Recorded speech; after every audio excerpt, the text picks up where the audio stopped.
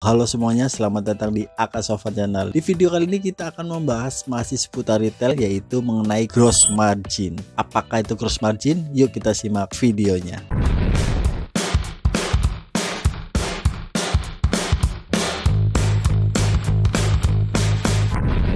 Halo sobat kreatif, sebelum kita mulai, untuk yang belum kenal, salam kenal dulu. Nama saya Sofan, dimana saya bahas semua yang berhubungan dengan industri kreatif, baik itu kreatif retail, kreatif karir, ataupun kreatif perkontenan. Jadi apapun yang berhubungan dengan industri kreatif, saya akan bahas di channel ini. Jadi untuk yang berkenan, silahkan subscribe dulu. Oke, jangan lama-lama, yuk kita simak videonya. Jadi di sini kita akan membahas tentang konsep dari gross margin ataupun konsep dari laba kotor. Untuk teman-teman ketahui bahwa yang namanya di minimarket ada yang namanya low margin atau margin yang kecil, atau high margin atau marginnya besar. Untuk teman-teman yang berjualan ataupun berdagang maupun minimarket ataupun toko ataupun yang lainnya harus tahu konsep ini. Jadi di sini ada konsep yang namanya konsep dasar gross margin. Jadi yang pertama ada yang namanya high volume low margin. Barangnya laris tapi marginnya rendah. Nah di sini yang namanya minimarket pasti ada yang namanya high volume dan low margin. Jadi ada barang yang barangnya itu laris tapi marginnya itu sangat rendah. Nah di sini saya akan kasih contoh, yaitu pastinya kebutuhan rumah tangga seperti minyak. Minyak itu kadang juga bisa minus marginnya. Karena apa? Untuk bisa memancing customer ataupun pelanggan untuk tetap belanja ke toko minimarket. Dengan cara itu pastinya konsumen akan tertarik, karena dengan itu customer mungkin tidak hanya belanja minyak tapi belanja yang lainnya, mungkin seperti susu ataupun seperti rinso